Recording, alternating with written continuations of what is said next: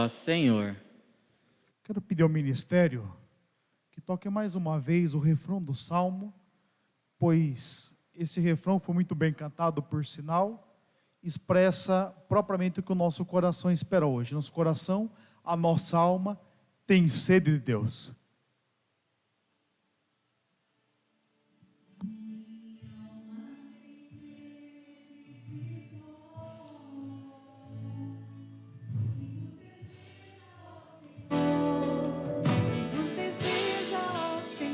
Cantemos a minha alma. Por se vos deseja. Vos deseja, ó Senhor. Vos deseja, ó Senhor. Santo Agostinho dizia que o nosso coração permanece inquieto enquanto não descansa em Deus. Percebeu que no tempo que nós estamos vivendo, tal como nos expressa o Salmo, nós temos sede de Deus, nós procuramos o Senhor, e sabe o que acontece? Nós acabamos procurando o Senhor em lugares nos quais Ele não está. Pela intensidade que sentimos em nós, procuramos Ele a todo momento e confundimos essa procura com tantas experiências, com tantas situações, com tantas realidades, e assim gradativamente o nosso coração se volta àquilo que não é Deus. E se tem uma coisa que nós temos, é sede de Deus. Deixa eu lhe dizer, sabe esta insatisfação que você sente? Todos nós sentimos. Você olha para aquilo que você faz e você não se reconhece. Você olha para aquilo que você está vivendo e você não se reconhece. Você olha por aqueles que estão consigo e muitas vezes você não se reconhece. Sabe o que é isso? É falta de reconhecer aquele ao qual o nosso coração está destinado. Enquanto rezava e estudava sobre o evangelho dessa semana, ao longo da semana, do final de semana, eu fiquei um pouco envergonhado. A carta aos Tessalonicenses, que eu vou lhes falar por último, foi a primeira carta do Primeiro Testamento, do Novo Testamento, a ser escrita. E sabe qual que é a diferença desse povo em relação a nós? O povo tinha pressa que Deus se manifestasse. O povo tinha pressa que Deus se revelasse. O povo tinha pressa que Deus se fizesse presente entre nós. Perceba que se eu perguntar hoje aqui, quem quer ir para o céu? Levanta a mão, quem quer ir para o céu. Pode abaixar. Quem quer ir para o céu agora? Agora. Eu faço Ezequiel na hora, não tem importância, rapidinho. Joga água benta no céu assim, ó. Perceba. É lógico. A gente não quer morrer. Tem as crianças para cuidar, não é verdade? Você quer pai, quer mãe. Tem um TCC para terminar. Tem um mestrado para concluir. O doutorado. Tem muita coisa para fazer. Mas sabe que eu pensei a mesma coisa que vocês quando pensei sobre isso. E sabe o que eu descobri, gente? Eu estou redondamente errado. E vocês também estão tudo errado. Olha, se a gente não quer ir para o céu agora, levantando a mão, simplesmente, é porque nós também não entendemos o que é o céu ainda. Sabe aquela experiência mais bela que você teve? Quem é pai, quem é mãe aqui, levanta a mão. Pode abaixar. Você que é mulher, você que é mãe. Sabe aquele momento que você descobriu que você ficou grávida? Você ficou emocionada, ficou ou não ficou? Ficou realizada. Você é homem. Sabe aquele momento no qual você viu sua criança nascendo? Foi um momento feliz, foi ou não foi? Ou se foi? Sabe essa alegria? Não te deu um desejo de eternidade? Sabe aquele momento, eu falo porque essa experiência é fundamental, não é? Na vida do ser humano. É evidente que você que não é pai, que não é mãe, teve experiências que também te possibilitaram pensar a eternidade. A eternidade é a planificação muito maior de tudo isso. Mas a gente ainda não entendeu isso. A comunidade de Tessalonicenses entendeu isso. Paulo sai às pressas, porque não conseguiu terminar sua pregação ali, e o povo fica preocupado. Eles perguntam o seguinte: e agora? Se a gente morrer, a gente vai para onde? O que acontece? Paulo comunicou uma vida em Deus, uma vida sobrenatural, uma vida cheia de sentido, cheia de realidade, e vai embora. No entanto, a comunidade cristã amadurece a experiência em Deus e espera ansiosamente que Deus volte, que tudo isso ao redor acabe, que o Senhor nos tome, porque eles pegaram esse sentido de eternidade que nós experimentamos de maneira fragmentada na história e entenderam que ali estava a verdadeira alegria.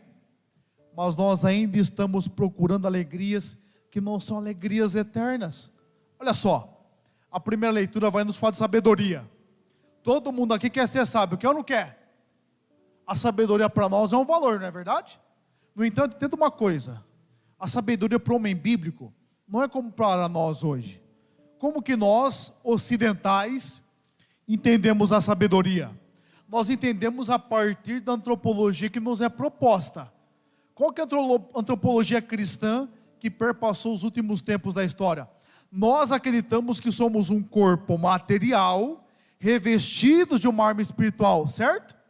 E nessa alma tem algumas faculdades: vontade, tem inteligência, tem memória. Essas são as faculdades da nossa alma. Evidente que tem a antropologia paulina, que vai dizer corpo, alma e espírito. Elas são complementares. Falam que nós temos uma realidade material e uma realidade espiritual que reveste e dá sentido a todas as coisas. E propriamente esse contexto nos possibilitou fragmentar as realidades e nos entender que sabedoria está muito relacionado com inteligência. E quem que a gente acha que é sábio? Quem é inteligente, quem domina conteúdo, quem domina uma ciência. Mas posso dizer uma coisa? Dominar uma ciência não te faz alguém sábio.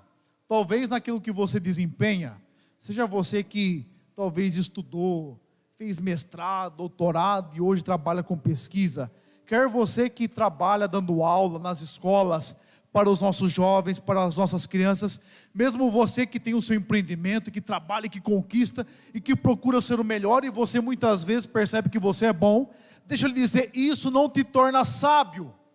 Dominar uma ciência, dominar o conhecimento te torna uma pessoa inteligente e uma pessoa capacitada, certo? Mas não necessariamente uma pessoa sábia.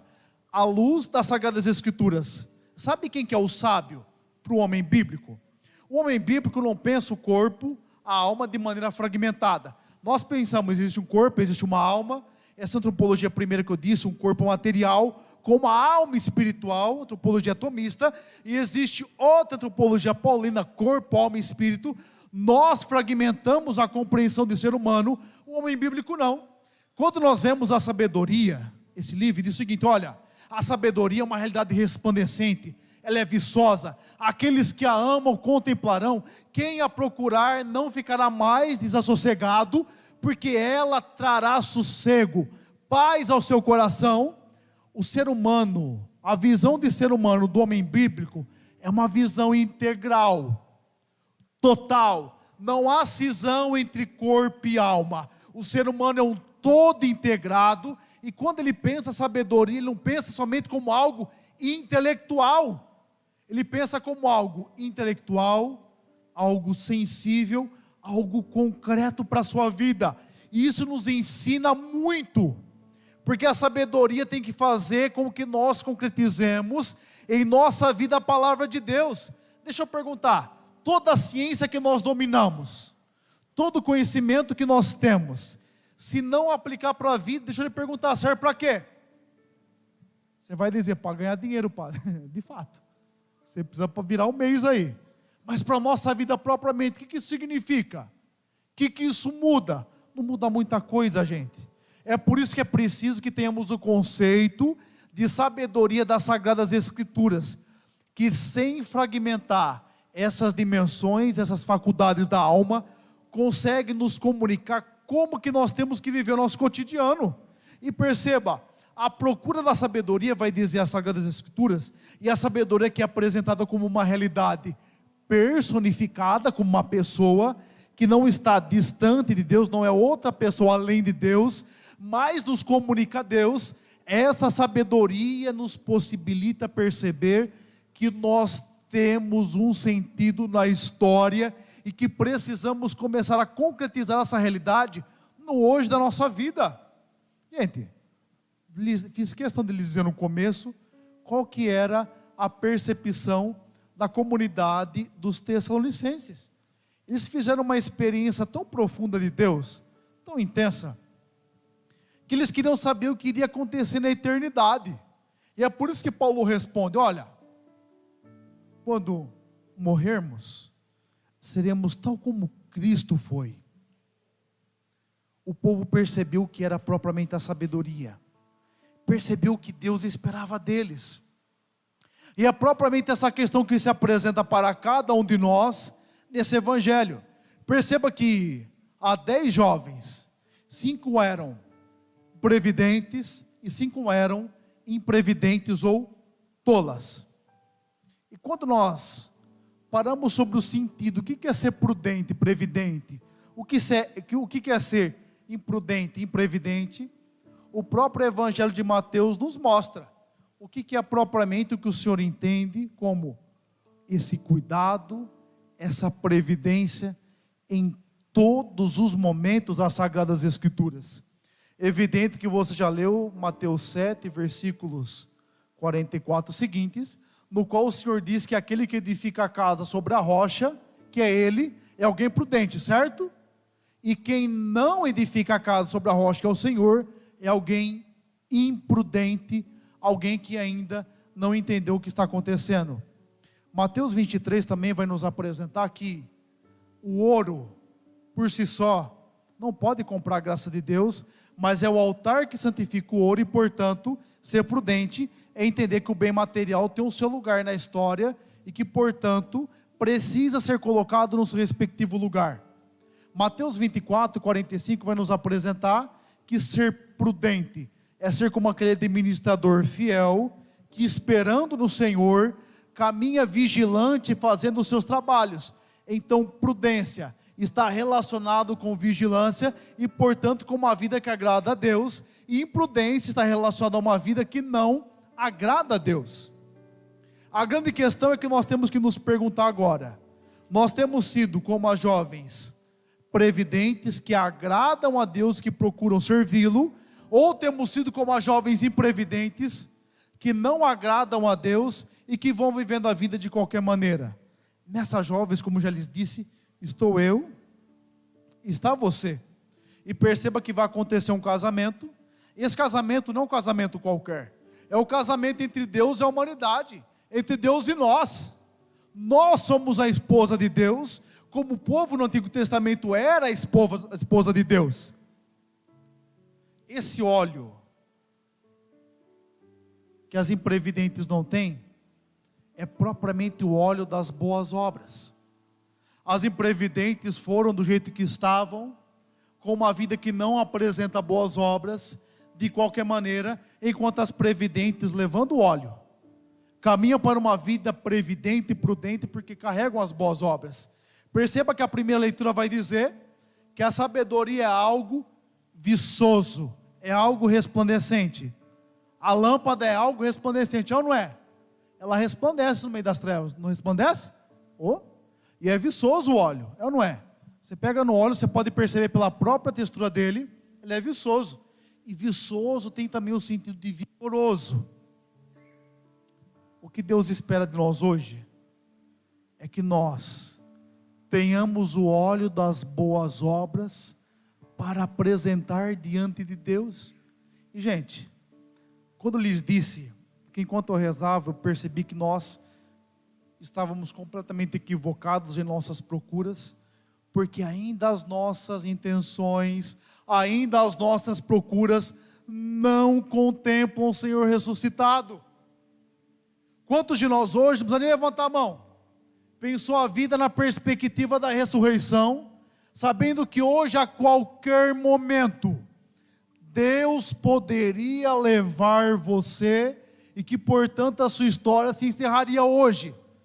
Quem é que pensou isso? Levanta a mão. Nenhum de nós pensou isso, gente. Porque a gente está caminhando muito errado.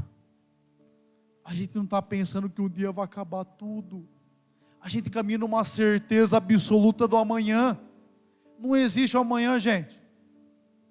O amanhã ainda é uma possibilidade. O que nós temos é o hoje, e Deus nos visita nesse hoje, nesse agora da nossa vida. E se Ele nos visitasse hoje, será que as nossas lâmpadas estariam cheias de óleo? Estariam com as boas obras? Estariam cheias de realidades que comunicam o Senhor? Ou nós estaríamos sem óleo nas lâmpadas e, portanto, sem condições de receber o Senhor? Essa que é a questão fundamental da nossa vida. Olha, para encerrar, eu dou aula de filosofia no seminário, então recorrentemente eu preciso ler filósofos, para dar aula e, portanto, para comunicar o conteúdo que é proposto no curso de filosofia. E todas as vezes quando chega esse segundo semestre, eu entro na filosofia contemporânea, que é uma filosofia que não tem Deus como realidade mais. Deus já é uma realidade própria de religiões reveladas. Nós acreditamos em Deus, as diversas tradições acreditam também, mas para os filósofos, isso aqui é um assunto que nem se fala mais, gente. Hoje, o ateu que se fala hoje, militante, nem existe mais quase. Tem uma galera aí que fica falando um monte de coisa, mas nem existe mais isso hoje. E foi no filósofo ateu esses dias, para dar aula, ele falou uma coisa, ele foi seminarista, evidente, é o Heidegger, filósofo alemão, tradição cristã, e na sua filosofia, no momento que ele já tinha prescindido de Deus, ele percebeu uma coisa que deveria ser pressuposto para nós. Ele percebeu que o ser humano é um ser para a morte, é ou não é? Olha, se tem uma certeza que todos nós temos, é que nós vamos morrer, é ou não é? Ô gente, vai chegar um dia, não precisa ser agora não, viu? Que vai estragar a homilia, já não está muito boa. Então espera um pouquinho acabar a reflexão primeiro, você morre depois. O padre joga água benta no seco ainda hoje. Nós somos um ser destinado à morte. Ele vai dizer o seguinte: caminha coerente na vida quem se sabe um ser destinado à morte. Por quê? Se você sabe que você vai morrer, você começa a aproveitar as realidades, não é verdade? Se você sabe que um dia vai acabar tudo, você aproveita cada momento. Se você sabe que uma hora vai acabar toda a realidade, você vive cada momento como se fosse o último. E a coerência da vida, segundo esse filósofo, está naquele que, assumindo o ser para a morte, assume a angústia própria da vida e se torna protagonista de todas as ações. Ele já não é mais alguém que caminha na ação do outro, já não é mais alguém que caminha naquilo que os outros dizem, já não é mais alguém que se dilui na humanidade de maneira impensada, de maneira irrestrita, mas é alguém que, sabendo que caminha para a morte, começa a protagonizar ações que valem a pena. Nós temos caminhado muitas vezes para realidades que não valem a pena.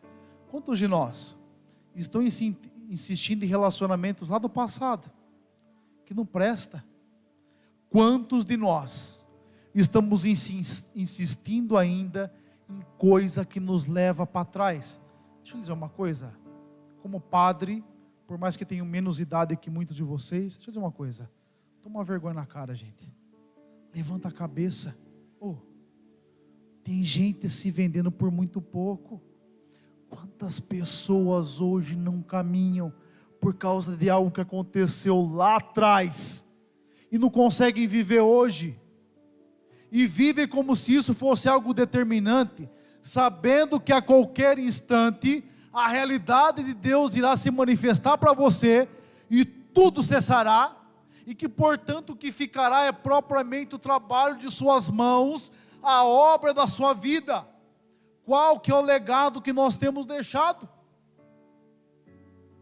Qual que é a mensagem da nossa vida? O que nós temos comunicado com as nossas palavras, atitudes e ações? Gente, nós temos que nos preocupar com isso, porque nós temos voltado o coração para aquilo que não presta, para aquilo que não edifica. Isso tem atrapalhado a nossa vida. Quantos de nós, a vida do outro se tornou mais interessante que a sua? Isso refreou sua capacidade de mudança. Olha, gente, nós não sabemos como será amanhã. A grande questão é quem nós seremos a partir de agora, com todas as experiências que temos, à luz do mistério de Deus. Tenha pressa para viver aquilo que Deus colocou no seu coração. Tenha pressa para ser aquilo que Deus sonhou para você. Tenha pressa para ser aquilo para o que você nasceu para ser. Porque se nós não assumirmos isso no agora de nossas vidas, nós estamos fadados a uma vida que não terá sentido, que se encerrará, e nós olharemos para trás e perguntaremos: nossa, quanto que eu perdi, porque não me confiei inteiramente a essa experiência fundamental de amor. Feche os seus olhos, abaixe a sua cabeça, fala com Deus nesse momento. Fala com o seu Senhor.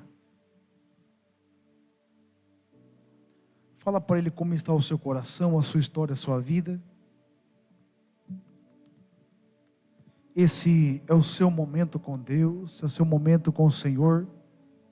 E você sabe que na sua vida ainda não foi entregue a Deus. Vença esse medo que existe no seu coração de entregar a Deus os seus sentimentos, pensamentos, relações. Visita-nos uma ideia muito mentirosa de que entregar a Deus as realidades da nossa vida significa viver uma vida menos feliz, uma vida menos realizada. Entenda uma coisa: Ele é o tudo da nossa vida, e é somente nele que nós nos realizaremos. Por isso, entregue o seu coração ao Senhor hoje.